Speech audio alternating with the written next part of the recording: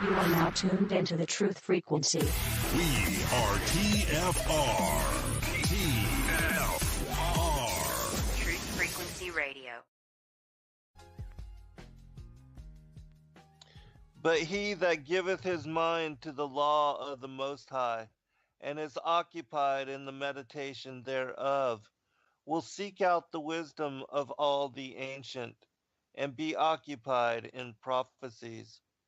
He will keep the sayings of the renowned men, and where subtle parables are, he will be there also. He will seek out the secrets of grave sentences, and be conversant in dark parables. He shall serve among great men, and appear before princes. He will travel through strange countries, for he hath tried the good and the evil among men. And he will give his heart to resort early to the Lord that made him, and will pray before the Most High, and will open his mouth in prayer, and make supplication for his sins. Welcome, friends. I'm your host, Garcia. This is Secrets Revealed here on Truth Frequency Radio. And I thank all of you for taking the time again to join us this evening.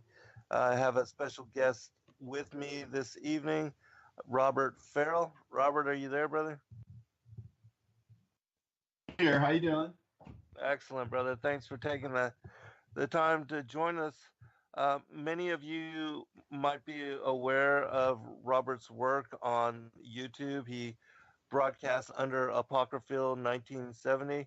Is that correct, Robert? Yes, that's right. All right. Well, if you would, brother, give out all of your contact, website, YouTube information, wherever, and also talk a little bit about your book, The Super Gospel, and where people can find it as well. Okay. Well, let's see. I like to keep it simple. I got about two things going on. I got my YouTube channel that I have. Again, it's Apocryphal 1970, APOCRYPHILE 1970.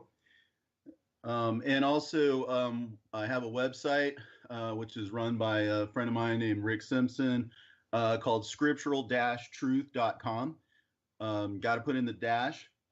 Excellent website full of all kinds of links, full of all kinds of PDFs. And there you can actually get for free a PDF of the Super Gospel if you so desire.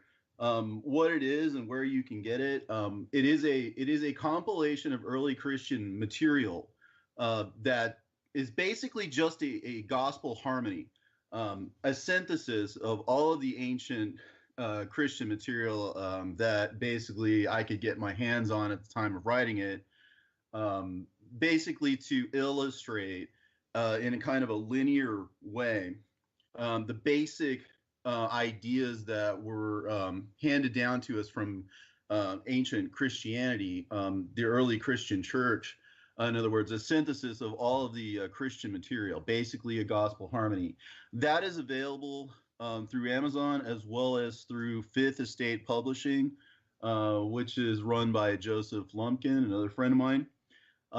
But basically, the importance of that book, for what it's worth, is to illustrate that there is a compatibility of these ancient texts, and there are literally, I don't know that I have an exact count, but it's got to be close to 100 different sources that go into that book. So it's not just Matthew, Mark, Luke, and John.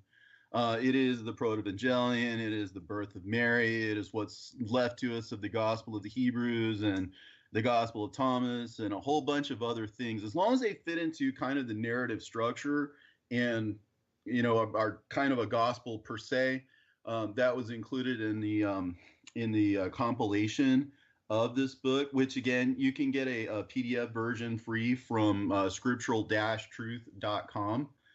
But that was one of the many sort of kinds of things that I put together basically for my own information, for my own satisfaction. I kind of get very curious about a lot of different things, Bible being a big, huge thing that I'm interested in. And I wanted to kind of know the answers for myself. Did how would you know if something was true or not? How would you know if something fit or not? Unless you took the time to actually line them up and put them together. I thought, to me, that was like a great proof, if you will, of their intercompatibility with one another. Would be at least a sign of the inspiration of these works. Yeah, I've read it and I highly recommend it, and I do pass it off to people because I think it's one of the most succinct when it comes to the gospel narrative with regard to the life of Christ. Because in the canon we have one story of the early childhood of Yeshua, and when he had left his parents and they found him later in the temple when he was 12, 13 years old, teaching the patriarchs. I mean the priests, the rabbis that were there at the temple, and they were amazed at his knowledge. But what people don't realize and don't understand, because they don't read a lot of the extra biblical materials, is that even during the childhood, the early childhood of Christ, Joseph and Mary were unable to find a teacher for him, and nobody was willing to take him on because he basically was smarter and more knowledgeable about the Aleph Bet and anything else that they wanted to teach him on. And he made the teachers feel foolish. And they were being taught by him, even with him being, early childhood age.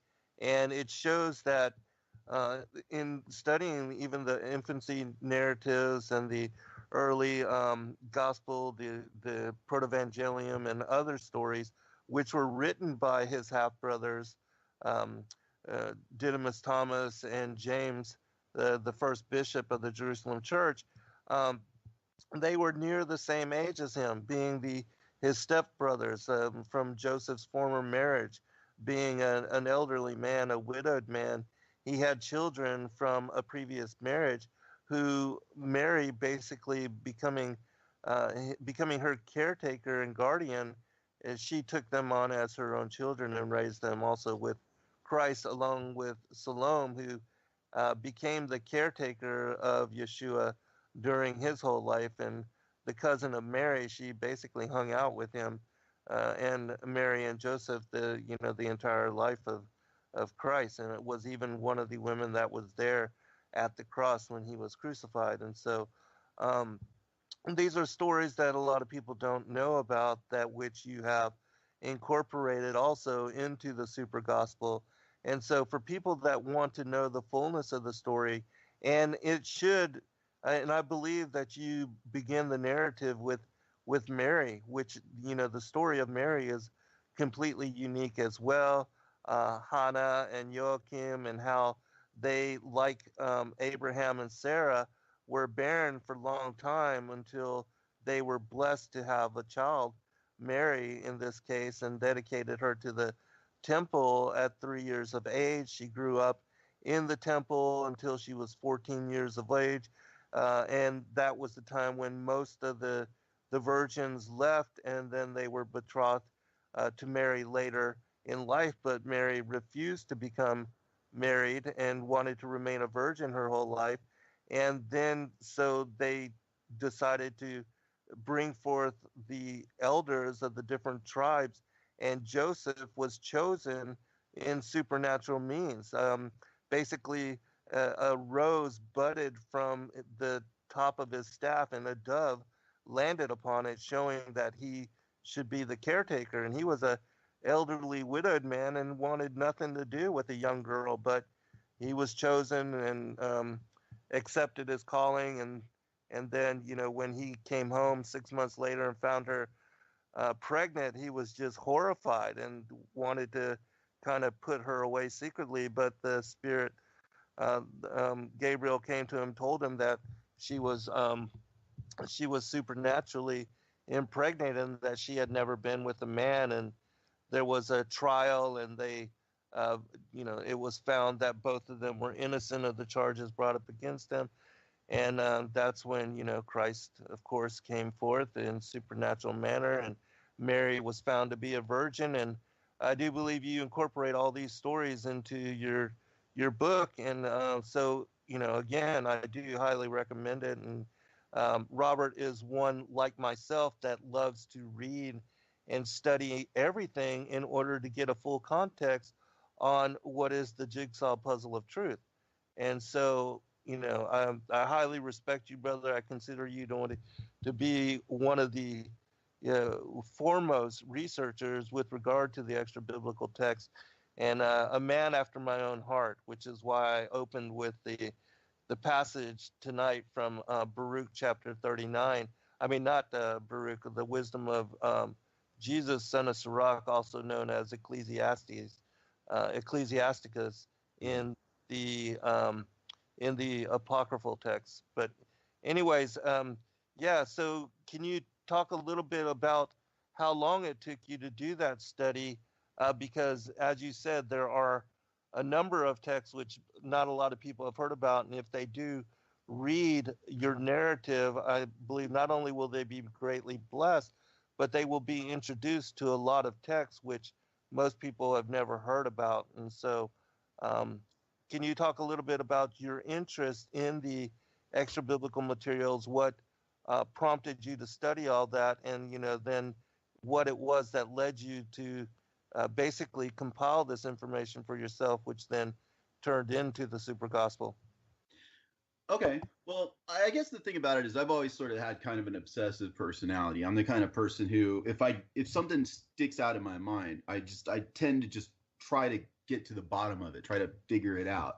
I've always kind of been that way, and with a number of subjects. But long story short, I didn't start out raised as a Christian or somebody who grew up in the church or even around people who were in the church. I kind of grew up, I would say, in a semi-hostile, I guess, environment where, there wasn't outright hostility towards Christians or whatever, but just kind of a, they weren't, it wasn't like I was raised to, think and whatever, to know all the stuff that they knew. And then I wasn't familiar with all the stuff that they knew and everything. And it just wasn't part of my family or anything really growing up. The few times I ever went to church, well, it was kind of, reluctantly and just because I had to, I guess I should say. But, things in life sort of started pulling me towards the knowledge that there was a God, certain things that probably would only make sense to me, but things like coincidences and, synchronicities and that kind of thing. And I think a lot of people can relate because when I talk to people, it's a lot of times it's the very same thing. It's like God is kind of like whispering to you, hey, listen, I'm calling you, I'm talking to you here. I want you to listen to me. I want you to come to me. And so that kind of happened to me. After a while, I got to the point where the coincidences that were happening to me and the synchronicities and they were really causing me to question my agnosticism, my atheism that I had at the time. And so it just so happened one of the synchronicities, quote unquote, one of the coincidences, if you will, was that I happened to be working with this person who was a Baptist minister at the time. He just was working the same basically menial job as I was working at the time. And he started talking to me about the Bible, and one thing kind of led to another, and it was just one of those right place, right time kind of things. And so I went to his house, said the sinner's prayer at the time, and I literally felt like a different person. It was such an overpowering kind of experience for me at the time, and just as a neophyte, as a person who was just recently come around and just felt that entire shift, if you will, from worldly thinking to spiritual thinking, kind of the first steps, I guess, along the way. And I started reading the Bible in earnest because, of course, naturally, if that's the truth and it's God's word, you're definitely going to start going down that path. And and I started reading the Bible from beginning to end because it's probably not the way that most people would do it, but being that was just kind of the way I was thinking at the time. You start at the beginning, you read to the end, and so that's what I did. It took me probably about 6 months to get through it, but one of the things I started noticing along the way was mention, if you will, of extra canonical books. Um, I had heard really only one time before about there being diverse canons, different canons. And that was back when I was in college. One of my roommates happened to be Catholic. And, at the time, I was the kind of person who was, ready to argue with people about, the existence of God. And I started thumbing through his Bible because I didn't happen to have one. And I noticed at the beginning of, at the table of contents, there were all these other books I'd never heard about. And I asked him, I said, I've never heard of any of these books. The few times I went to church, I probably would say I was bored and I would just sort of thumb through and look at this and that and the other. And that was really all I knew. But, I had been through the table of contents and I certainly was aware of books that I, like Sirach, Wisdom, Maccabees, Tobit. These are all books I'd never heard of before. And so I asked him, I said, well, what are all these things? I never heard of these books, right? And he just was very matter of fact about it. He's like, oh, yeah, I'm Catholic. We have more books. And it sort of blew my mind at the time. Of course, I wasn't ready to convert back then. But as I was reading the Bible and I started coming across books of Jashar and, other books that are mentioned, Edo, throughout the Old Testament. And, I started kind of poking around, looking at encyclopedias and whatever, because this was before the internet, what some of these books were. And, some of them were lost and some of them remain to us, such as Jasher. So I started kind of having this passing awareness of what these books were. And it kind of bothered me in a way, that there would be mention of books that, you're basically told to go reference, like, hey, if you want to read more about it, you can go read it in this book or that, so it was kind of like, well, they could do that, but we can't do that. We don't have these books anymore, and it kind of bothered me that we hadn't held on to them. So that was kind of sticking in my craw. And then when I got all the way down to the book of Jude, and there was the quote by Enoch, and I was reading a King James version, one that's got the concordance sort of built in. So it directed me back to Genesis, where I looked for that quote by Enoch, that the Lord cometh with 10,000s of his saints to execute judgment. So, and it didn't quite say that, and I puzzled about that because, again, it was like I was saying before, usually if something sticks out in my mind, I can't let it go. And so I started looking around from Bible to Bible to Bible, and researching it. And one of the things it didn't tell me, and that it puzzled me, it didn't tell me that this came from an apocryphal book. I had to go through several different translations before I found one that just matter-of-factly cited from the non-canonical book of Enoch 1:9. And so that just threw me for a loop, because really for two reasons. Number one, the very fact that this book wasn't included in the canon, but also this sort of, how shall I say, the way in which the other translations that I had looked at had kind of given me a red herring. That really stuck in my craw as well, because why would it be directing me back to Genesis if it was common knowledge that this was a non-canonical book, if you will, that was known and that still existed? I mean, they gave you chapter and verse. You could just go and find it and read it, and there it was. And Jude had prefaced it by saying, Enoch, citing the source, the seventh from Adam, giving him his antiquity, stating that it was that Enoch, prophesied of these men, saying, behold, the Lord cometh and all. But, I'm saying, it threw me for a loop that I thought that people were kind of, for lack of a better term, lying about it, covering it up, making it something that, was sort of academic, but not mainstream, not something that your average Christian would know. And so it kind of got me a little bit soured on the church as it was. And this is not me getting on Christians in general or whatever. I felt like, that this was an institutional issue. that people were giving you misdirects. And the very fact that a Christian would, in effect, lie by means of omission or lie by means of a misdirect um, really kind of soured my opinion of Christian scholarship, Christian tradition, the notion of the canon, and all kinds of things. Just sort of, it just dawned on me that everything that I had kind of been led to believe, and I had only been a Christian, for maybe 6 months by then, before it really hit me that that's what was going on, that there was all this leftover stuff, or the stuff that was taken out or never included, that probably should have been or could have been. And that even the knowledge of this stuff, just like it would be one thing to have this set of books over here and say, this is what we believe, but these books are also referenced. That would at least be a step towards honesty, and I wasn't finding that a lot in Christendom. There wasn't that tendency to be honest. And getting back to, for example, the super gospel, which by super I don't mean like it's better than, it's just kind of like the greater context, if you will, of the gospel, super in that sense, that it, beyond the borders, if you will, of the canon,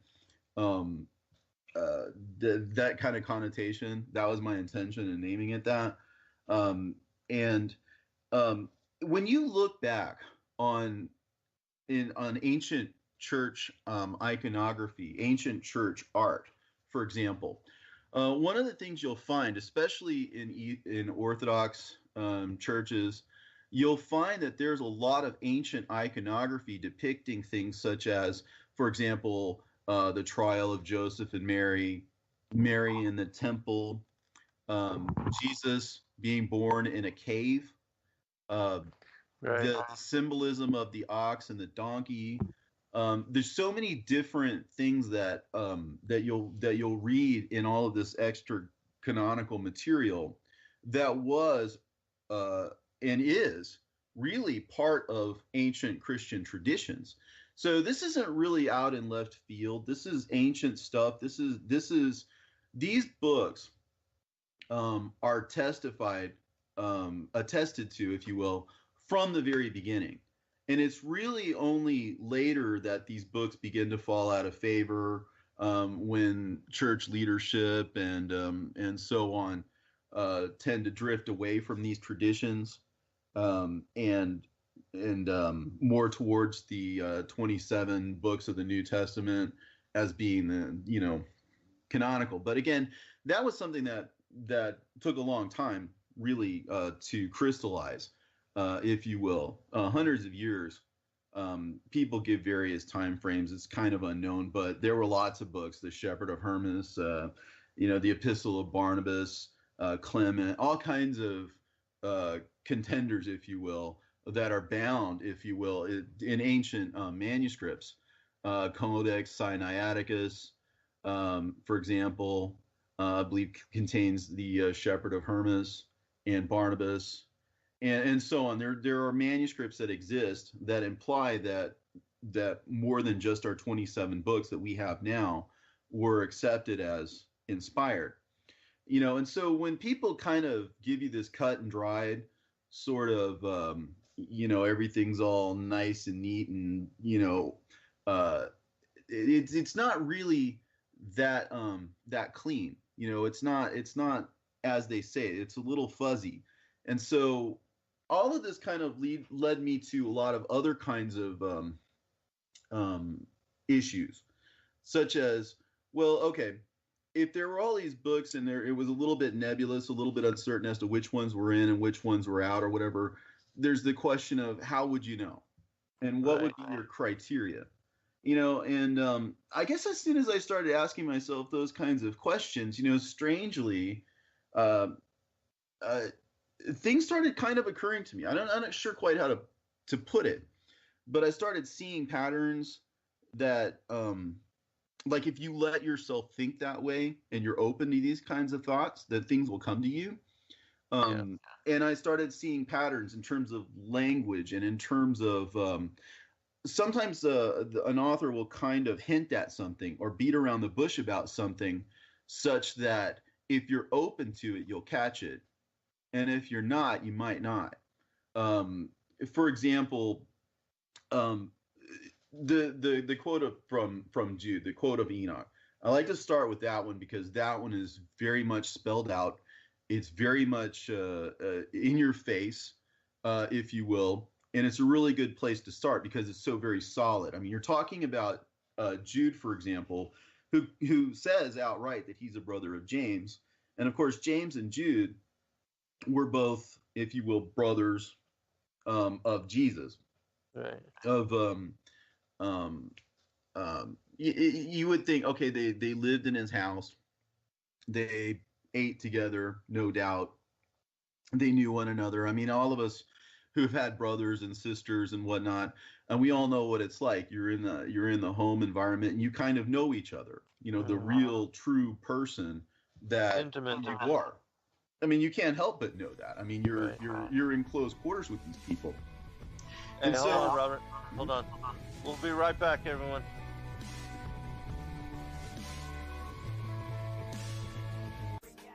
All right. Welcome back, everybody, for second portion. Robert, I want to give you a chance to finish up what you were saying, brother, and then I'll make an announcement about the Great Commission trilogy that I just released as well. Okay. Well, really, what I was really just driving at for all this is that there's all kinds of evidence, be it through iconography, pictures, traditions, or whatever, about the accounts of these ancient accounts.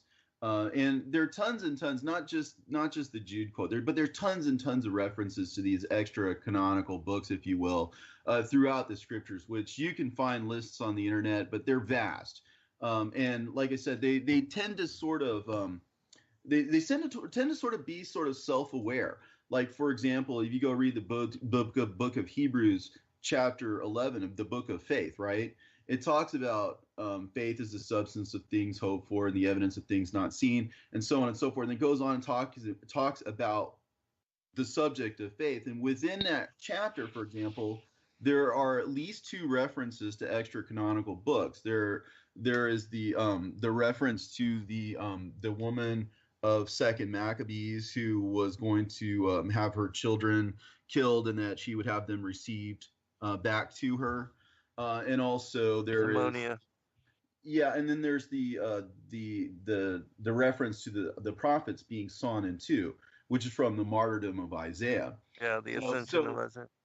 And exactly, and so when you look at the context, why is this in the book of faith? Is there a hint? You know, is there some reason why you can't get all the way through the book of faith, or the chapter of faith, if you will, without denying, at least on some level, what you're reading? You know, is there something that we're doing that is stifling the Holy Spirit in making these canonical decisions and following these canonical boundaries? Because these are really, really great questions. Another classic book through in the New Testament, the Epistle of James. They sometimes call it the Proverbs of the New Testament, but it would probably be much more likely or much more fitting to call it the Sirach or the Ecclesiastes, Ecclesiasticus, if you will, of the New Testament, because there's so many references to the Ecclesiasticus, so many references to the wisdom of Solomon, or even when Paul talks about the armor of God. A lot of that can be pieced together from the Old Testament, but it most closely resembles the description that is in the Wisdom of Solomon, chapter 5. And so, you know, the idea about faith and believing and all that, if you're able to read between the lines, that's what I'm getting at as far as it being kind of subtle. It is there, but you have to be open to it. The minute you recognize that the citations here, some of these are very foundational too, as far as Christianity and our entire Christian heritage and tradition. They're very solidly grounded in references to these extra canonical books. And so it can't be for no reason. It can't. A person of faith, a person who takes God at his word. It can't set well with someone to know these things, and to go on as if they weren't there. And so that's kind of the underlying, if you will, thing that keeps me going on this particular subject. Um, there's things that are way beyond that. I mean, as far as interpretational and stuff, I won't get into all that. But I mean, as far as it being solidly grounded on the scriptures that we accept, it is through the acceptance of those scriptures that you do accept, that you are honestly compelled to believe, or to at the very least take a very uh, serious look at what these sources are. Why are they being cited, and what are they trying to say? It's like God is dropping us hints. Like, here it is in the book of faith. You really need to believe what I'm telling you. Here it is in a wisdom book, if you will. You really need to take this wisdom to heart. Slow to speak, quick to hear, that kind of thing. What are you being told? To what are the instructions that are really being given to you? You can let man determine that for you, or you can let the Spirit guide you into those truths, because these are things that you pick up through spiritual insight, and they can only be understood. I mean, yeah, they can be paraded out. Like, I could show you what they are and what they mean, but you would never arrive at that conclusion unless you believed first, and you stopped on these things and actually looked at them. And for some reason, the church has been very persistent about dodging these issues, about dancing around these references and kind of pretending like they don't exist, like you don't ever hear about them to begin with. And then if you finally should happen to hear about it or come across it or whatever and start asking questions, then there's all these little pat answers that they always seem to have about, just why they're not included and so on and so forth. But as far as answering the questions, they really don't. So there's really something fundamentally wrong with church tradition as we now have it. And a person with a true spiritual insight and who hungers and thirsts after truth won't be satisfied, I don't think, after knowing this, with pat answers and just tired old traditions, if you will, that really aren't grounded in the actual text. Yeah, I agree with you. And I do believe that, the church authorities, in my opinion, and those that have become the heads, because the Levitical priesthood was usurped by those that had lied to Joshua when they went into the land of Canaan. They pretended to be people from far away. They were the children of Cain, specifically the Canaanites, which had usurped the land from Shem. Um, but the princes and Joshua decided not to kill them, made them servants unto the scribes, and they became the usurpers of the Levitical priesthood, and they were the ones that became the Pharisees and the Sadducees during Christ's time, that he referenced as the murderers of the prophets, saying that their fathers had been the killers of all of the prophets from Abel to Zacharias. His cousin John the Baptist's father, Zacharias, who was murdered in the Holy of Holies. And so, and these kind of things were passed down in tradition. And those that became what is now the Roman Catholic Church and the Constantinian councils, which decided on the canon, in my opinion, those things were done and historically have always been done in order to keep truth from the people and to keep the masses in ignorance. That's one of the reasons why they fought so hard to keep the Holy Bible from being printed in other languages and dominated it through the priesthood, and that anybody that wanted to study or know about the word had to attend church and pay their tithes and bow before a priesthood and use them as intercessory in order to come to understanding on the faith. And so these things have always been controlled, and there's particular reason for it. And even in this day and age, the indoctrination is so strong and so encoded into the matrix of control that we're all born into, that everybody now, the prison has been instituted into their minds, and so many people are afraid to step out of their little box, out of their four-walled room in order to look out the windows or to step outside and seek something new and open themselves to new possibility. It's so crazy, um, how everybody has locked themselves away to the indoctrination that they were born into, and that they're so afraid to step out of it, and how so many people judge all of this material, all these extra biblical books, without ever having read them. And during the time of the early church, as is shown in the even the canonical material, there's references to many other books, 22 of which we don't are specifically named and mentioned in the Bible, like the book of Jasher twice, that we no longer have access to. And so there are many, many books which have been extirpated, disappeared, and taken away from perusal by the masses. And who knows how many are in the Vatican Library, and that are being secretly housed in vaults somewhere in different monasteries and different synagogues or whatever. I mean, I'm sure there's probably uh, 70, 80% more material, and I'm talking about uh, from the thousands that we do have available to us, that are now coming to light. But that the early church, there was no canon, there was no authorized compilation, there was no structure to.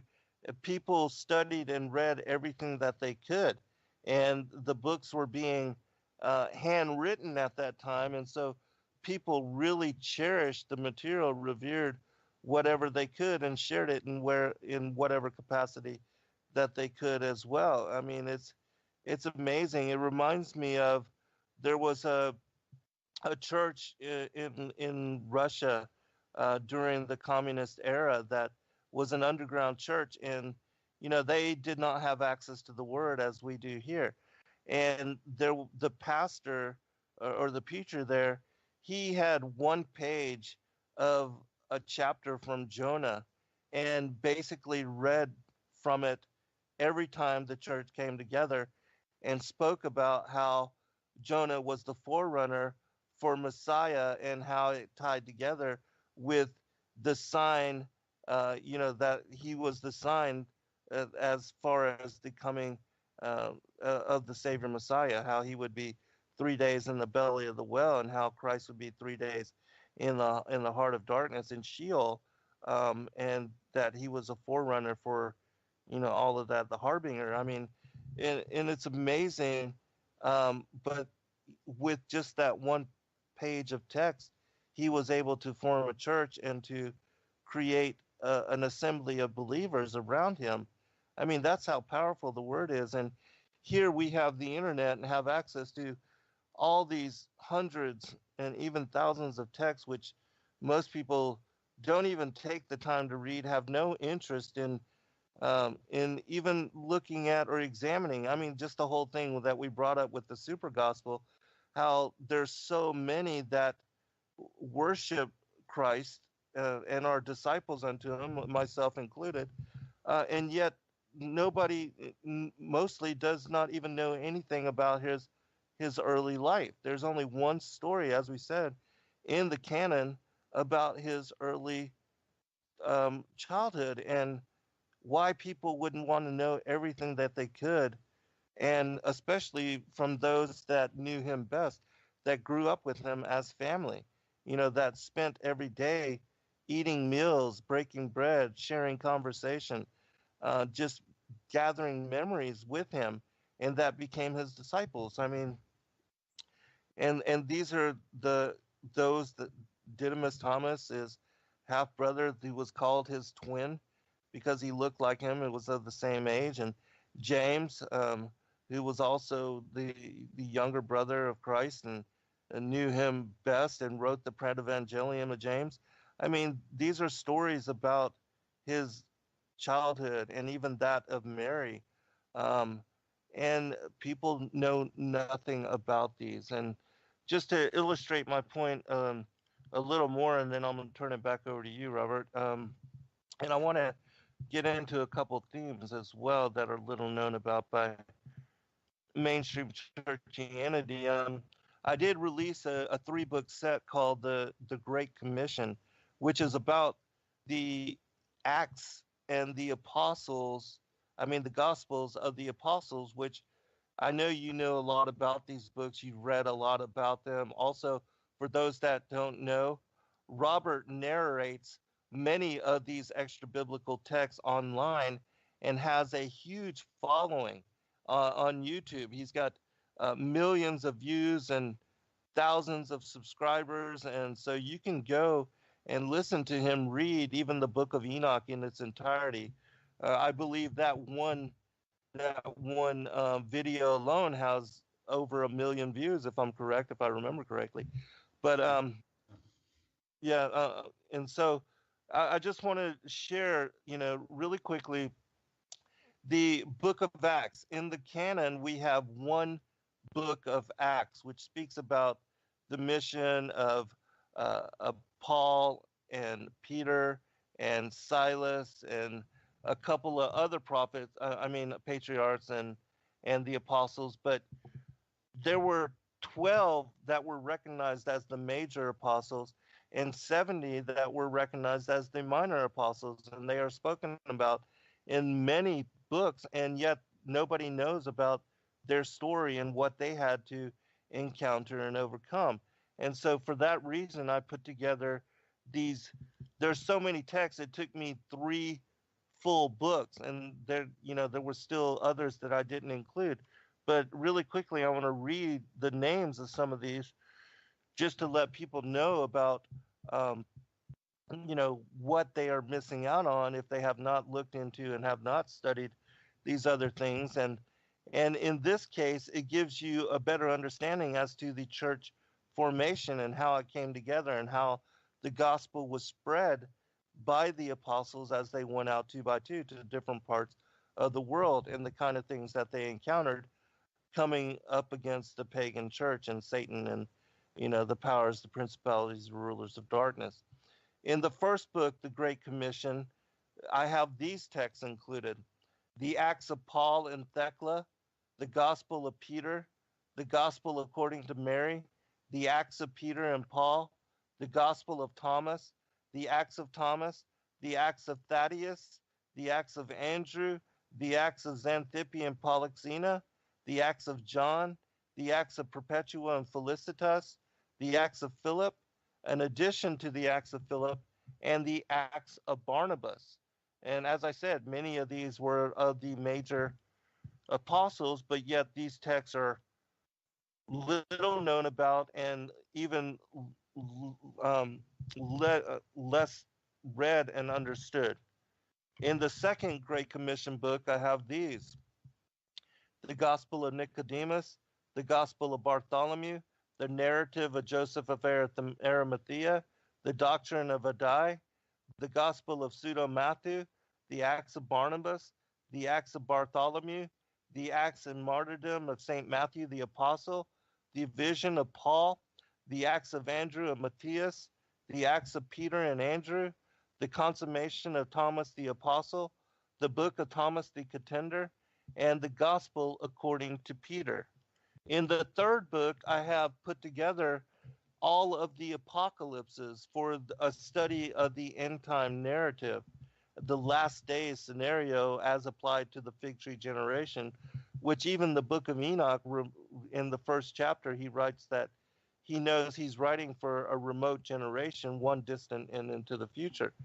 And this particular book will help people to understand the end of days revelation, unlike any other book ever compiled, in my opinion. I have in this book the Apocalypse of Abraham, the apocalypse of Moses, the 14th vision of Daniel, the apocalypse of Elijah, the Hebrew apocalypse of Elijah, the fourth book of Ezra, the apocalypse of Shadrach, the sibling oracles, book 2, the apocalypse of Zephaniah, the apocalypse of Baruch, the apocalypse of Thomas, the apocalypse of Peter, the first apocalypse of James, the second apocalypse of James, the apocalypse of Paul, the revelation of St. John the theologian, the 10 signs, the apocalypse of Samuel, the apocalypse of Zerubbabel, and the vision of Adaman. And so, all these are, as I said, specific to our being the fig tree generation, the last generation. And so, if you want to know more about the end times and where we are with regard to all that, I highly recommend the study of the Great Commission 3, the end time apocalypses, which you can find those books at sacredwordpublishing.com, which is, our website for the release of a lot of these extra biblical materials, which I'm not even sure if you knew that I was involved in this endeavor now, Robert. That's something that I've been doing since the last time we talked. But anyways, if you would speak about just the the even just all of these books on the different acts and apostles, and then we'll go into some of these specific teachings, like with regard to the serpent seed preexistence and the feminine Holy Spirit. Okay, we'll look at that in a second. Let me go ahead and just kind of cap off what you're saying first off. Sure. Citing the book of Enoch, which again is spoken of explicitly in Jude, so it's definitely not something that can be ignored, even by I think your more traditional Christians. They have to look at why it is that Jude is reading this book and why he's giving him the antiquity and the status that he's given him, the seventh from Adam, that he was a prophet because he was prophesying. So the book is prophecy. And like what you said, it says that it's not for this generation, but for a remote one, which is to come. And it says specifically concerning the elect. So there are people that are going to come at the end of time. And this book is for them.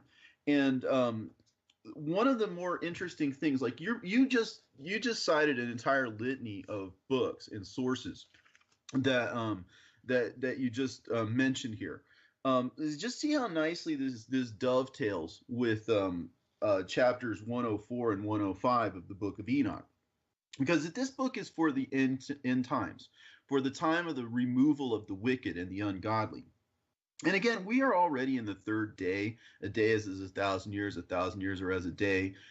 We are figuratively, if you will, rising up ourselves as the church, and we are basically in the seventh day, if you will, as far as the 7 days of creation being 7,000 years, the millennium being the final quote unquote day, if you will, when that day dawns, if you will, and the morning star, which Jesus identifies himself in Revelation, I will give you the morning star. He's given you himself, in other words. Then the morning star rises in your hearts, right? So that's when we become the elect. That's when we begin to walk in the Spirit. The elect will begin to walk with the elect, and then we're going to have this movement. It will happen. And what he promises us, and I'll start from 104:10, the book of Enoch 104, starting at 10.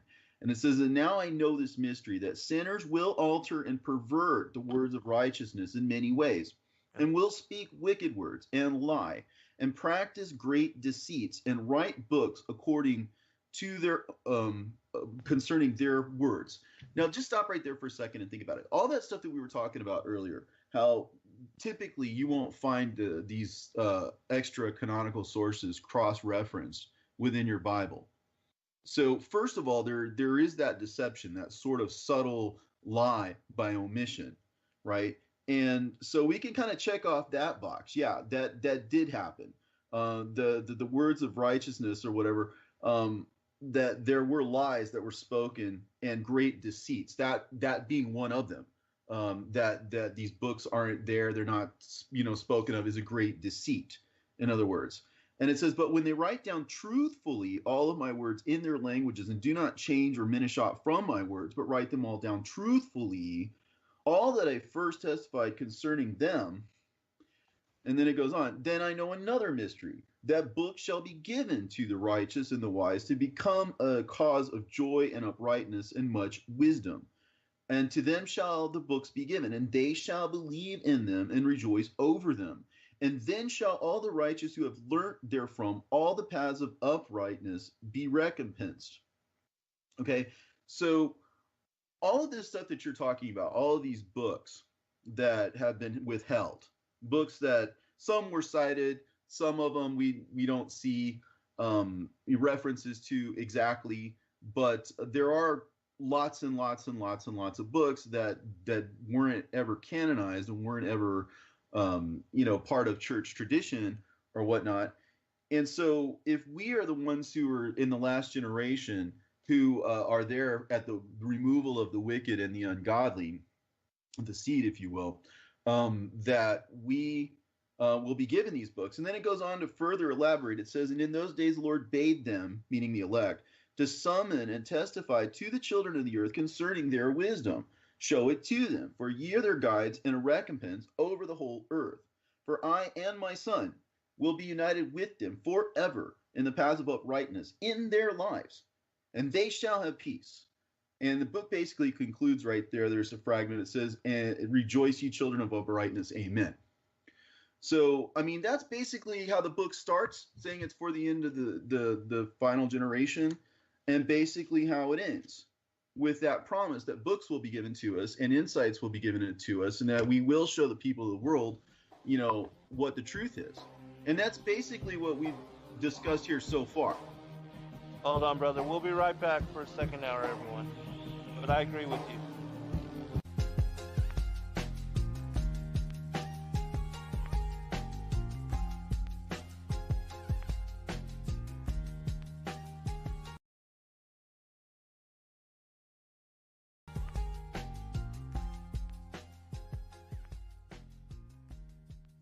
Welcome back, everybody, for second hour. I'm your host, St. Garcia. This is Secrets Revealed, and I have a special guest with me this evening, Apocryphal 1970, Robert Farrell. And brother, I just want to thank you for, again, coming on with us. And I do agree with a lot of your assessment. And I also, and it's interesting that, especially for those of us that weren't brought up in Sunday school, or that, weren't, didn't have hardcore religious lives where we were forced to go to church every Sunday, and that when we decided to study and begin to research the scriptures, that we did it with new eyes and without any slant or bias. And in doing so, in my opinion, when you read and study the scriptures for yourself, and you don't have all of these other voices in your head telling you that this is how to interpret the text, or this is what you should get from the story, or how you should understand it, that you see it fresh and you see it without all of that organized mumbo jumbo leading you to a particular bias. And that's why it was that in reading and studying all of this material, I had so many themes that kept presenting themselves over and over to me. And in writing about that, especially with what happened in the garden, the pre-existence, how Christ knew us before the foundations of this world, how he said to Jeremiah, I have foreordained you to be a prophet unto the nations. I knew you before you ever went into the womb of your mother. These kind of things that, when reading that and understanding it, that I took it to mean things that are not talked about in Sunday school, and that are never covered in sermon, and that are never expounded upon by pastors, preachers, and ministers. And so others that were also intrigued by these kind of things and that wanted to understand and learn and know more about these concepts, we all began to create our own radio shows and discourse with one another. And myself, having been a book writer since I was 22 years of age, and compiling all this information and sharing and publishing it, that I've helped others, and others have helped me also to come to discernment that I am now largely criticized for, as I'm sure you are as well, and that the mainstream, basically considers those of us who believe certain way or have our own discernment about things as being heretical because our beliefs they don't jive with what is taught in the Sunday school. Like, I don't at all believe that Eve ate an apple from some fruit tree somewhere and that somehow that led to her becoming pregnant with Cain, who, being completely different than Adam, murdered his half brother Abel. I mean, and being left out of his genealogy, all these different kind of things, not found in the lineage of Christ, the mention of the enemy that snuck into the garden and that sowed the tares. I mean, all these things, they came to mean so much more to me because I was able to even understand this one particular key, and it helped me to unlock so much of what was veiled in Scripture, and which a lot of people like myself now are coming to discernment upon. And so I just wanted to ask you about any particular themes that made presentation to you that you were able to quickly understand, which you are largely, attacked for or condemned now. Can you share?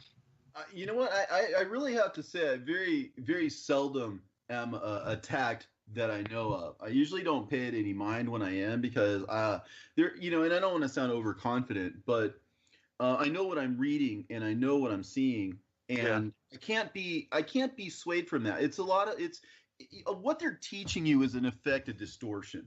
Now, I mean, I don't want to, there are probably a lot of well-meaning, well-intentioned people out there. So don't get me wrong. I'm not trying to paint these people all as devils or whatever, but people that are under a delusion themselves. Again, it's like the blind leading the blind. right. Now, to me, there's a specific meaning there. The blind originally referred to the scribes, the Pharisees, and that tradition, and then the blind that they're basically leading are the the Christian churches or whatever that follow in their footsteps of setting a canon, of following a priestly authority, and so on and so forth. Because they basically, by and large, kind of followed in the same patterns and footsteps of the Jewish leaders that came before them, and formed a church largely in the image that came before. And so, it was the kind of thing that seemed so plausible, I think, at the time to the carnal mind. That this is just a different flavor, if you will, of Judaism, if you will, maybe a little bit of icing on the cake, if you will, but not a complete and revolutionary departure, which is what it should have been.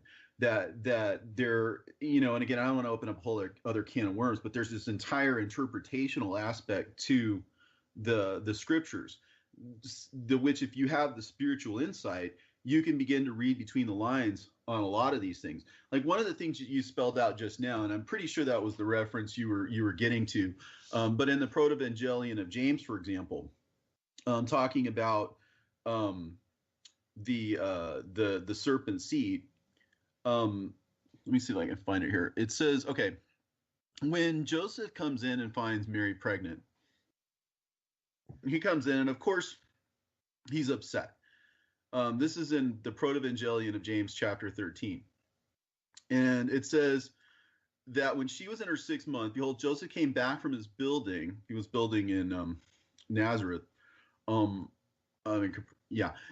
entered into his house, and he discovered that she was big with child. And he smote his face, threw himself on the ground upon sackcloth, and wept bitterly, saying, with what face shall I look upon the Lord my God? And what prayer shall I make about this maiden? Of course, thinking that she, obviously he had not, been with her. Right. Right. So, he was obviously jumping to the, what any man would say, Right. really, what has happened? Right. So, and he says, because I received her a virgin out of the temple of the Lord, and I have not watched over her. Who is it that has hunted me down? Who has done this evil thing in my house and defiled the virgin? Has not the history of Adam been repeated in me? Right? So what's he saying? He's saying that, this isn't my seed.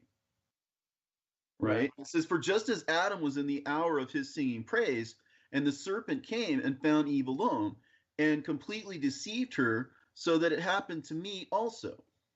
Right. And so it goes on from there. But that's basically saying that Cain was not Adam's. Right. That's Joseph's belief. That's Joseph's statement in this book. And also, just kind of another sort of witness in the New Testament to this, which some people you might be able to explain it away as spiritual because it is talking about a spiritual birth and becoming the spiritual son. But I think it's interesting to note that if you go to 1 John chapter 3, Right. what does it say? Let me see, where is it? Yeah, it says, okay, starting at 3:11, just for context, it says, "For this is the message that you heard from the beginning, that we should love one another, not as Cain, who was of that wicked one, and slew his brother. And wherefore slew he him? Because his own works were evil, and his brothers were righteous. And then marvel not, my brethren, if the world hate you." Okay, so in other words, the hallmark of being a true Christian is the world does hate you. And the reason why the world does hate you is because you don't think according to the rules of the world. Like the rules of the world, maybe by extension, the rules of the churches. This is what we say. That's what we believe. That's it, and that's that. And it's based on their own authority, essentially. And so if you like even a Protestant, for example, and I have no denomination, so I'm not taking sides here, but just Neither do I. but a Protestant would argue sola scriptura. A lot of Protestants would say, look, my Bible is my authority, period. Now, for someone who's like that, again, it sort of begs the question, okay, so if the Bible is your authority, what about the fact that the Bible references things beyond itself? And what about the fact that the Bible itself doesn't say, hey, because God could have given us a list of books. Like, let's just say, for instance, that we had John or somebody else spell it all out for us, maybe in the book of Revelation or something. Okay, don't add or take away from these books. And by the way, these books are this, that. They could have gone on and named 66 or 70, whatever books. They could have named a certain number of books because, look, it's Bible is full of lists. The Bible is full of genealogies. The Bible is full of he did this and he begat him and they begat them and they did this. You know what I'm saying? Just right. full of stuff like that. So how hard would it have been for the early church to have compiled a canon if we were supposed to have followed a canon? Right. It couldn't have been that difficult, right?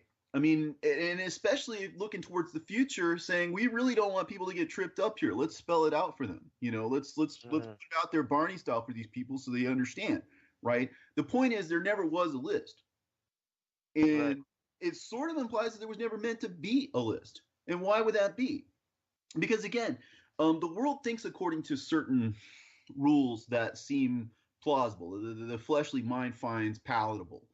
And so what people do is they make sort of semi-arbitrary decisions based on, well, I don't like this teaching, or I don't like that doctrine, or this is too much this or too much that, or we're not so sure about the origin of the book or something. So what the Bible has to do is it has to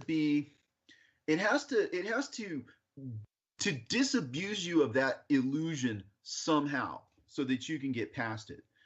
Much of what we talked about, if you've been listening to us, it really does dispel that myth. If you even begin to have eyes that see and begin to have ears that hear, when you hear these extra biblical references, you have to kind of make a decision. Should I take the writer of this particular scripture, this particular verse, be it in Hebrews, be it in Jude, be it in James, whatever? Is this person citing this source, right? And if so, why does this person feel like this source is something that couldn't be cited? And so once you start to think about that, what does it actually do? If you actually transcend the canon, the notion, if you will, of the canon, based on that insight, then that insight has taken 2,000 years of church history and probably all of Jewish history in terms of priestly and the traditions, and swept it away. And so what are you left with? You're left with the ability to take the writer at his word. If it takes getting rid of this illusion in order to see what lies beyond that, then just that simple knowledge alone is revolutionary. Just that is enough to say, you know what, this entire foundation is nothing but sand. They didn't dig deep enough into the meaning here to get to the bedrock. And what is the bedrock? You know, let's see, who's our rock? You know, it's of course it's Christ. It's the foundation, if you will, of the scriptures, of the church, if you will. It has to be that. The thing is, these features are there, they do exist. And pretending that they're not there, either lying about it or pretending that they don't exist or whatever, creates a delusion, a very strong delusion that causes people to think something that isn't true. And so once you realize that what we're saying actually is true and what other people are saying isn't true, then you can kind of reach an epiphany, if you will, a certain kind of transcendence. You know, this is why what people say or they don't say kind of rolls off my back. You know, I can be wrong about a lot of things, but on a certain fundamental level, you know, they can't get me on that. You know, and so that gives me a little bit in terms of a certain kind of inner strength, if you will, a certain kind of inner knowing. Yes. This isn't me leaning onto my own understanding. I really want to underscore this. You know, people could say that, and that's fine. People are going to say what they're going to say, and I'm not too worried about it. You know, if you have a true heart, you know what I'm saying has some validity to it. And you know, the fact that people, like I said, cover it up, it's just like it says in Enoch. There are people who will lie, and they practice great deceits and write books according concerning their words. You know, but when they write down truthfully all of my words in their language and do not change or diminish aught from my words, but write them all truthfully, all that I testified concerning them, what happens? The next thing that happens is that I know another mystery. It says that books shall be given to the righteous and the wise to become a cause of joy and uprightness and much wisdom. And to them shall the books be given, and so on and so forth. Reveal it to them, the whole world, in other words, right? Which is exactly this. Exactly this. Right. You know, Yes. so we're there. I mean, that's the thing. We are there. We are in the final generation. We are there when the wicked and the godless sort of be removed. There is the serpent seed. You could probably speak way better to it than I have because, you know, I've been out to pasture for the last couple of years. But, you know, but as far as all that's concerned, there is that serpent element that has been with us from the beginning. Something that tries to hide, something that tries to cover up. You know, be it spiritual, be it carnal, there is that, and it does exist, and it's demonstrable. And you know, as far as that's concerned, this is its greatest weakness. Because see, what does a person cover up if not their weakness? Why do they lie if the truth doesn't hurt them? Right. You know, so in other words, they have a very vested interest in lying. And again, I use that term. I don't mean to throw it around at like every person that's gone to seminary or whatever is a bad person. I don't really want to leave people with that impression. But unless and until they get to that point where they can let God be true and every man a liar. I mean, that's essentially what the end of chapter 104 is basically saying. Let God be true and every man a liar. I mean, if you wanted to sum it up, that's about it. You know, and when you get to that point, right, you do reach a certain level of transcendence, because now it's like, aha, you know, I'm not fooled anymore, right? I've risen above that. So, I mean, to be honest with you, who's an honest person? A decent person doesn't want to see things actually as they are. You know, who wants to be deluded? Right. Who wants to be lied to? You know, it's nonsensical, right? But I think some people enjoy a nice, comfortable lie. It allows them to go. But if you're not that type of person, if you're what God calls the elect, right? The kind of person who hears the voice, right? Mm-hmm. Has ears to hear, let them hear, right? That's a command. That's a command. It's like saying, don't prevent them from hearing. You know, don't prevent them from seeing, right? Don't stand in their way. Allow them to hear. Allow them, allow the children to come unto me. And again, children is another metaphor spelled out in the Gospel of Truth, for example, spelled out explicitly. that the children represent the elect. Yes. There's tons and tons of it. Just goes around and around and around and around and around on itself. I mean, it really does, and that's the thing. Right. You just get into it, and that's the real revelation, is to understand that there is a third dispensation of the scriptures. What we just talked about. To them shall the scriptures be given. There is the dispensation to the Jews, which is the Old Testament, which is essentially the testament of the Father. Right. And then there is this second dispensation, which is the New Testament, if you will, which is the testament of the Son. Yes. And then, of course, there is talk of John, who is to come, Elijah, who is to come, and set all things right. So there's a future, like Elijah was, symbolically speaking anyway, John the Baptist was Elijah, in other words, right? It's mentioned in there that, that Elijah has already come, and that they did what they wished to do with him, and which was to cut off his head. And his head was the head of prophecy, as it speaks of in the secret book of James, of course. That's another story. But anyways, as far as that's concerned, Jesus speaks of Elijah in the future tense. Elijah does come. So who was John? John was the person who was the voice crying out in the wilderness. He was the one who was teaching the secret language. That was the thing. He was speaking it before Jesus ever came on the scene. And that's kind of important to take a mental note of that, because he spoke about the fact that he was this voice speaking, crying out in the wilderness, make you the way straight for the Lord. And he was using this secret language, which again is a whole other topic. But he was calling these people a generation of vipers. Who warned you? And he was actually utilizing the language, which again that's a talk for another day. But that word generation meaning offspring. Well, but there will come the Spirit again a third time. Right. That the Spirit comes, the Comforter comes. And again, in Enoch, it talks about is for the final generation when the wicked and the godless are to be removed. And this is key, because I know a lot of very literal-minded people would say that that's for the flood. And it's easy to chalk it up to just that. But again, it's relevant for the future because it's alluded to in Jude. And again, this is the final removal of the wicked and the godless, which is not yet happened, because the wicked and the godless are still among us. They're still here. They're still misleading us. They're still selling greed and lust and deception. And then they're building their kingdoms here on the earth. And they're conspiring with one another and colluding with one another.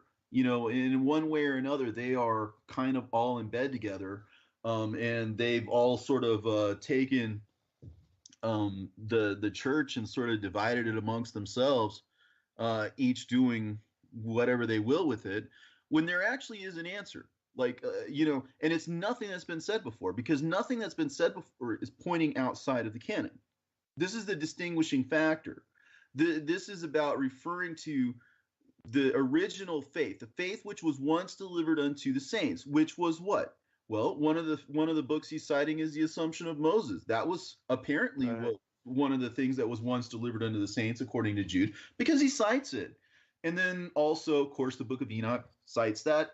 Again, the seventh from Adam. He gives him his antiquity, prophesied. He gives him the status of a prophet of these men, or actually to these men.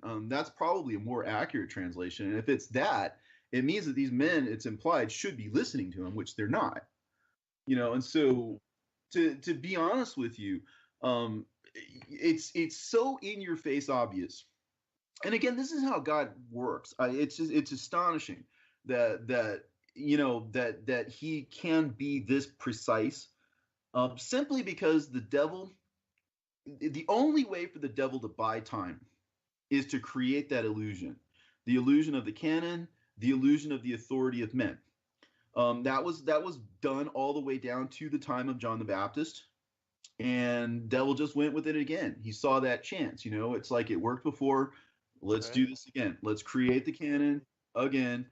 Let's get rid of the teachings. Because again, like for example, in Luke it talks about the lawyers, or similarly in the Gospel of Thomas it talks about the scribes and the Pharisees have taken the key of knowledge and have hidden it. They themselves have not gone in, and they themselves and they have not allowed those who wish to do so. So there was an active teaching against these keys. There was an active teaching against this knowledge, this entrance. It's you could say that it's a you could actually say that that's basically the entry into the kingdom, that's the tiny little gate. Because if you think about it, what does it do?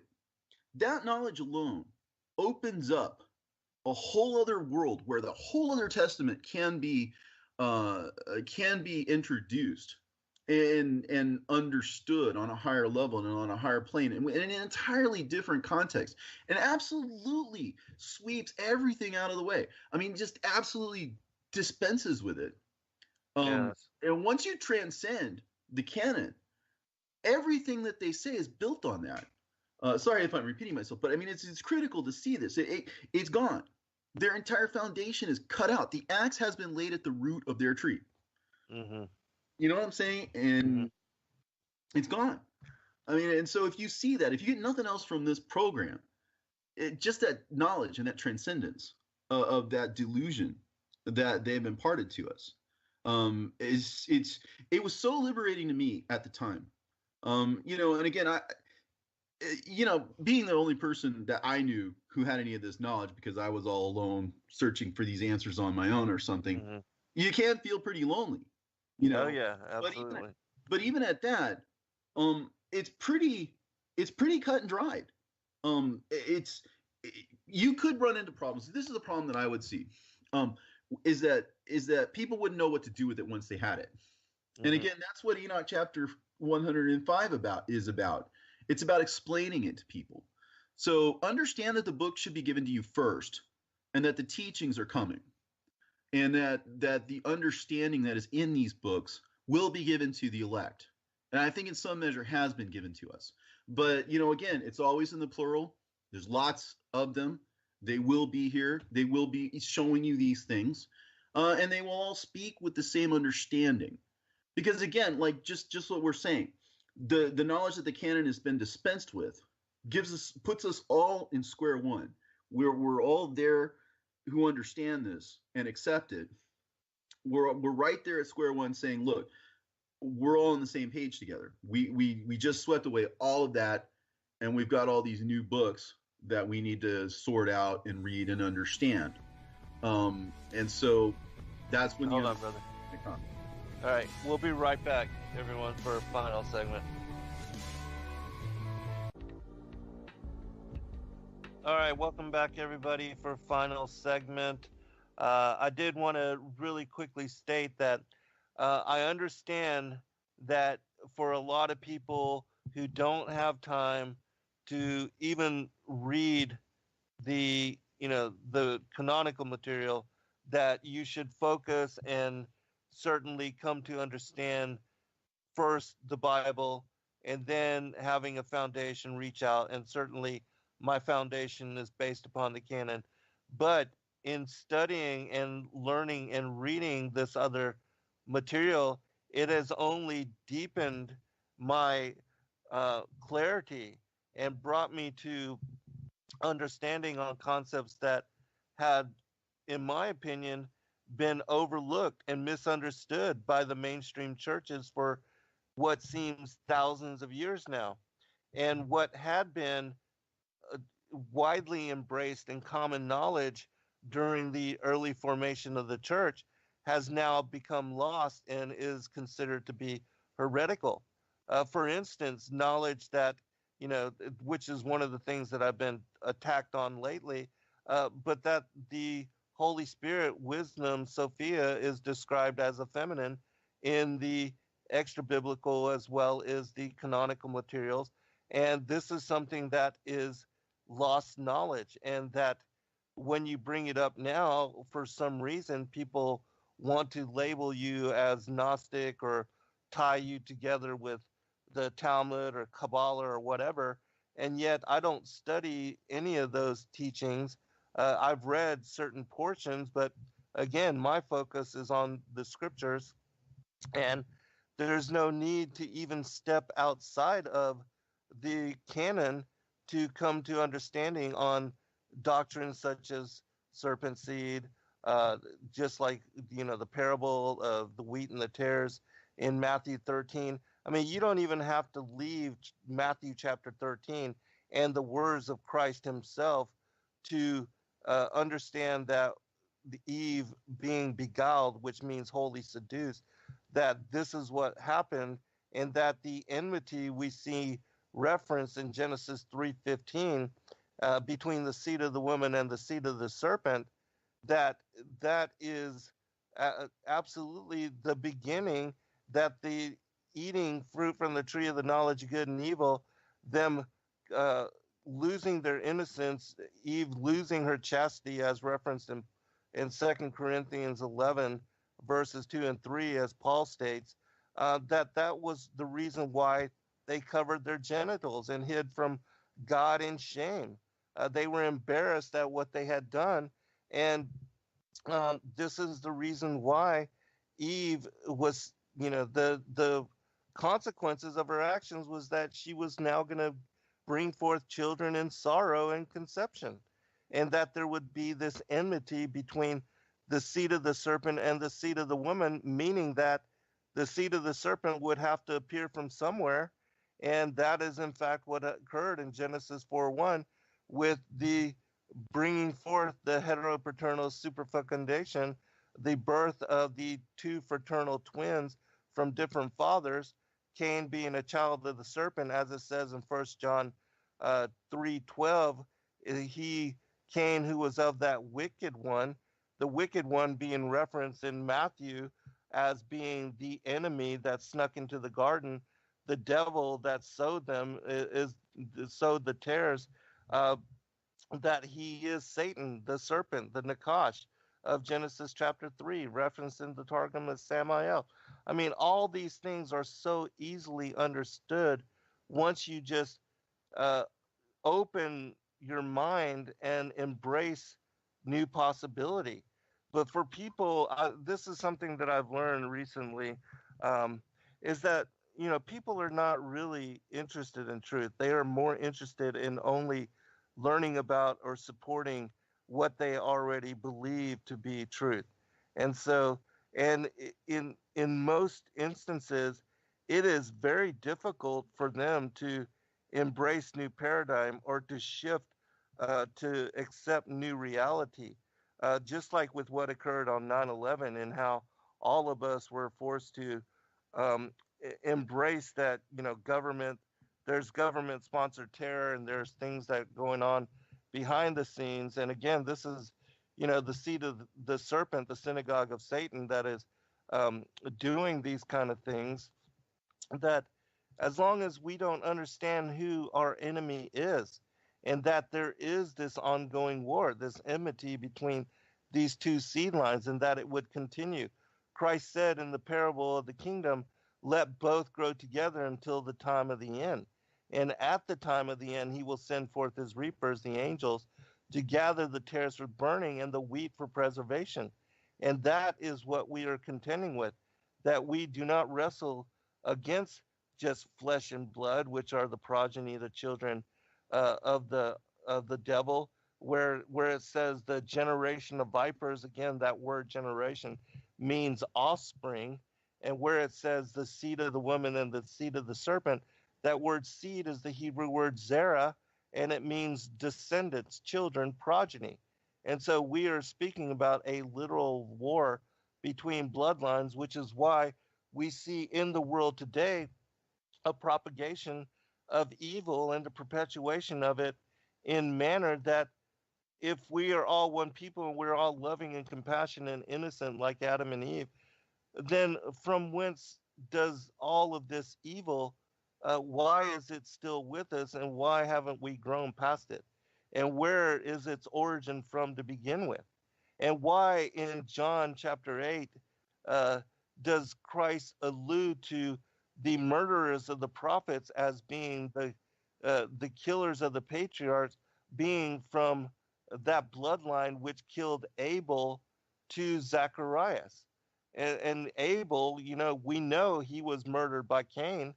And so, how do you dismiss that there is a bloodline that has killed the prophets and that practices assassination and that continues even up into the day of Christ, murdering his cousin John the Baptist, who was the rightful high priest, his father being the high priest Zacharias that was killed in the Holy of Holies.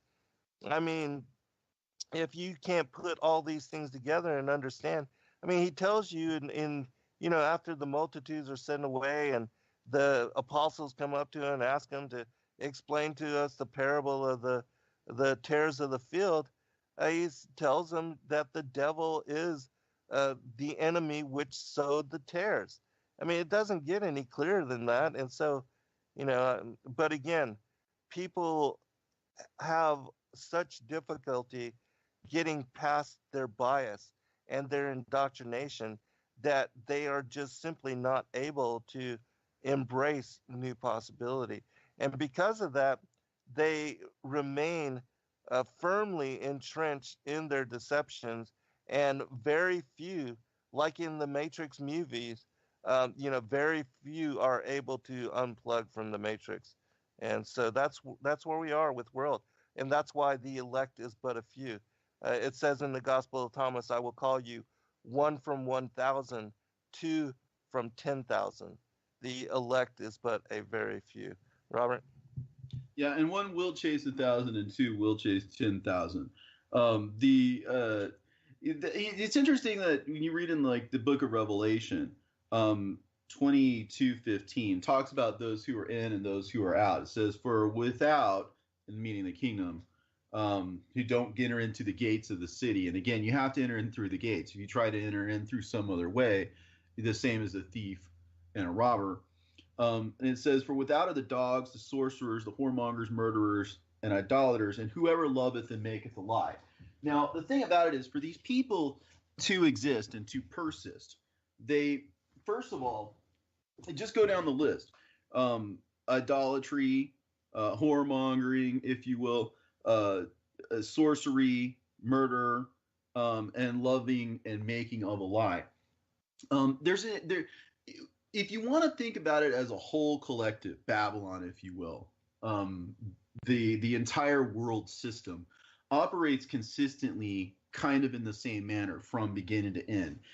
You were talking about the serpent of old in chapter 20 being the devil, one and the same with the devil, which is laid out in chapter 20, verse 2. Is Satan, is the dragon, is the serpent, etc. He's been, it's all one big thing, and his children do his will, or it could be said that those who do his will are his children, just as it says in First John. If you do what is right, you are a son of God. So I mean, it is a spiritual connection, but there's also that issue of the seed, the genetic component. There's something about these people. Something about them is different, kind of like the wheat and the tares. They bear a superficial resemblance to you, but they can't allow for the truth to be told. They can't allow for people to get away from the lies and from murder and all that. They want to keep us trapped. They want to keep us fooled, because, like it says, they're a legion. They are everywhere, but they control through. And like, I don't like to bring up current events, but since you mention it, there's a whole lot going on in the world right now, where the world is just becoming aware of just how deep this wickedness goes. And there literally is no end to it. You can't point to some place and say, hey, it started here or it started there. There have always been people on this earth, and people behind the scenes, who controlled events, great people, people that you never hear about at all, even, or hardly ever, are usually the ones pulling the strings. They're so far in the background, they're so deeply hidden, and yet they somehow manage to control the entire world through very dark means, sometimes through blackmail, sometimes through bribery, sometimes through, fear. But they used these dark arts in order to run society, civilization. That the world without God is ruled by the God of this world. And the God of this world has his own here, his own ministers, his own people to do his will and to carry out his will. This is a mystery of iniquity. And the world is becoming more and more aware of it because, again, things are going from the paradigm of the top down to the bottom up. And again, Enoch is for that kind of a situation where the elect have the ear, if you will, of the whole world. I mean, why does it say, summon and testify to the children of the earth concerning your wisdom, right? Because you basically are at a time when you have the ear of the entire world, coupled with the wisdom, coupled with the books, coupled. This is his Achilles heel. And the devil is not 10 feet tall, so to speak. I mean, you speak the truth to him, he's truly fearful of it. If you resist him, it says that he'll flee from you, in fear, even. That the devils, that they believe in God and they tremble. So they do have a weakness. They can be overcome. If their strength is in their lie, what happens when they don't have that lie anymore? If their strength, you see, and so the devil cannot cast out the devil. Satan cannot cast out Satan, right? So what do we have to do? We have to step up and use the tools that God gave us. And his word is enough to do it. Like I said before, Amen. Just what I told you. If you never read the book of Enoch, if you never read any of these books, and I'm not suggesting you don't read them, but I mean, if you're this kind of skeptic who says, I'm not going to touch that stuff, just think about it like this. Why don't you just look at what you have and believe what you have? How about that? Why don't you look at Jude, and ask yourself, why is he referencing this book? You know what I'm saying? Ask yourself, do you at least believe him? Because you reach this inescapable conclusion that either you do or you don't. But if you do believe him, then how can you believe differently from him? How can you justify that? And if you don't believe him, well, this really isn't your conversation. But I'll put it this way: even if you don't believe, like let's say you were a total atheist or a total skeptic or belong to some other religion or something, look at the logic here. You have a dispensation that is claimed to be from God, right? Which has spoken of things in prospect for at least 2,000 years, right? And so even if you say this is the word of man and you're a total skeptic and everything, how is it that here at the end of this 2,000 years, it says that we'll be given books, and here's a mechanism for it. Right. And it's right there in the scriptures you have. How did it turn out to be right then? Absolutely. How did it turn out that it happened? I mean, ask yourself that. If you're a total skeptic, I should be able to collect. Somebody call the amazing Randy. Okay, I mean, because I want my $1 million. This honestly is proof that God exists. Right. And this honestly is. And that's the real takeaway here. Whether you believe these books or not, whether you trust these books or not, the fact is they were read. The fact is that they were believed. The fact is that they were spoken of. And the fact is that you were lied to about it. Right. And the other thing, since we're speaking about prophecy, is that, 1/3, if not more, of the scripture was written for our generation with regard to those prophecies that are yet remaining to be fulfilled. And we are seeing those things now coming to light. Even Christ spoke about in Matthew 24, Mark 13, and Luke 21 about the blooming of the fig tree. And then when you go to the Apocalypse of Peter, which was one of those gospels that was left out, and Peter was one of the main, if not the main prophet unto the Jews. Certainly Paul was chosen for the Gentiles, but Peter was one of the apostles which was the church was founded upon. And his apocalypse being left out of the canon, it gives you clarity that the fig tree is the regathering of the nation of Israel. And that occurred in our generation, not my lifetime. I wasn't yet born, but those of us that are alive now, this happened during our generation, and it says in the scriptures that the generation that saw the blooming of the fig tree and the fig tree putting forth its tender shoot, that this would be the generation which saw the fulfillment of all things, and that we would be witness to the return of Christ. And so, since that time, 1947, around then, look at how everything has accelerated. The Dead Sea Scrolls were discovered. Um, we have the Nag Hammadi codices being discovered around that time.